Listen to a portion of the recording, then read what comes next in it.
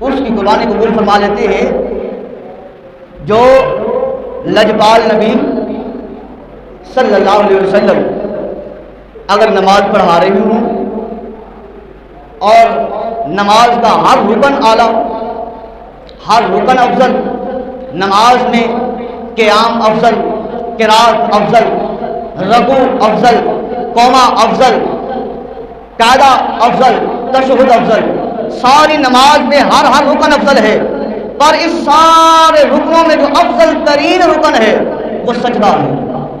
اللہ کو سجدہ بڑا پسند ہے، بڑا سجدہ پسند ہے اللہ کو۔ فرمایا نماز وہ بھی فرض اللہ کو پسند، فرمایا پھر فرض نماز کو جماعت کے ساتھ ادا کرنا، امام کے پیچھے ادا کرنا اللہ کو پسند۔ اور پھر جو امام الانبیاء ہو، جو امام حبیب کبریا ہو، اس کی نماز، اس کا سجدہ اور فرض نماز اور جماعت تو اللہ تبارک و تعالیٰ کو بے بہا پسند ہے۔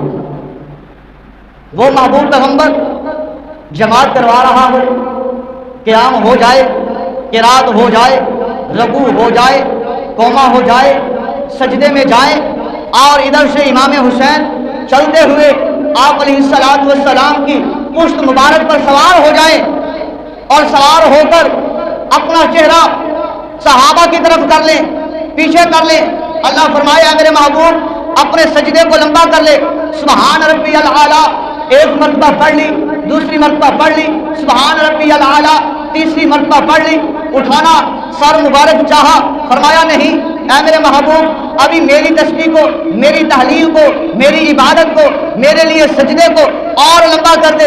اللہ کتنا کرنا ہے؟ فرمایا اور لمبا کر دے، سبحان ربی الاعلیٰ، سبحان ربی الاعلیٰ کی تسبیح جاری ہے، 72 مرتبہ یا 71 مرتبہ پڑھ لی جاتی ہے۔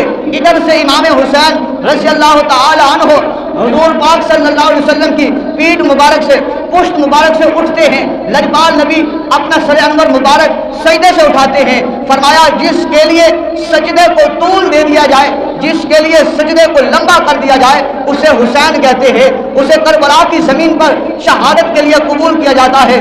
اس کی قربانی کو 10 محرم الحرام کو کربلا کی زمین پر قبول کر لیا جاتا ہے۔